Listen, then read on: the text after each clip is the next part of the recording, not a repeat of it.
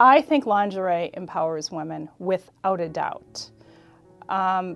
Being able to have all the parts in the right place, if you will, with absolutely no reason to be tugging, pulling, moving things around, adjusting, if you will, is a huge confidence builder all day long. Even something as simple as wearing a matching bra and panty set, I think empowers women. Because even if the rest of the day doesn't go right, at least it started out right. And it's just your little edge that says, I've got a secret underneath. And you can just walk around all day with that secret that you keep to yourself.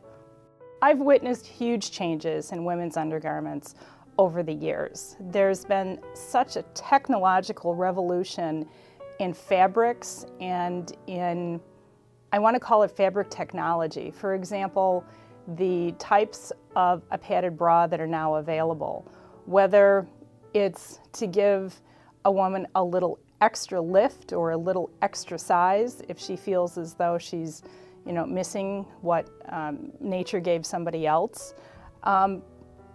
or in being able to use, for example, laces in an effective manner beyond just fashion. Lace provides, in many cases, a very important structural part of the bra, whereas years ago, laces were just added for, femininity. And now we have laces that stretch, laces that are extra powerful and hold things in place, if you will. A lot of changes in lingerie start in the fabric mills years before they show up in a finished garment on the rack. Absolutely. Women in Milwaukee who think they're defined by fashion really need to get over the idea that they should be wearing black all the time. There's so many more options. We buy a lot of black pants in Milwaukee. How do I know? I've probably hemmed thousands of them over the years. And the big question is, how is this pair of black pants different than another pair? Okay, we'll take care of these too.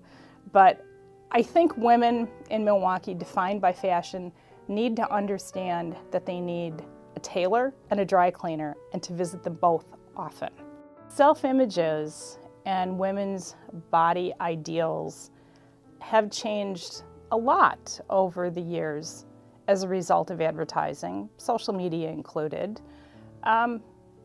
Think of the ideal shape that was portrayed of a woman in the 1960s. For example, in the TV show Mad Men, with the over-exaggerated differences between the shoulders and the waist, and also the prominence and pointiness, for example, of the bust.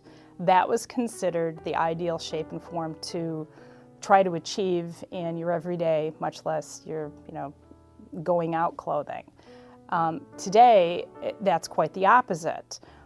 Think of the t-shirt bra and how the presentation of the woman's bust is much more soft and rounded, and how women go out of their way to avoid any type of sharpness or pointiness. I think whether it's advertising or art, our idea of how a woman's body should be in a given era has a lot to do with culture. The subtle changes in culture and fashion, for example, go back a few hundred years to the ideal woman being the Rubenesque woman that we tend to try to flee from today in most art and culture, was considered the ideal. Why? Well, she was probably from a wealthy family that had plenty to eat and she didn't have to work. That was a good woman to, I guess, be around or marry or get to know. Maybe there would be some benefits for you too, I don't know.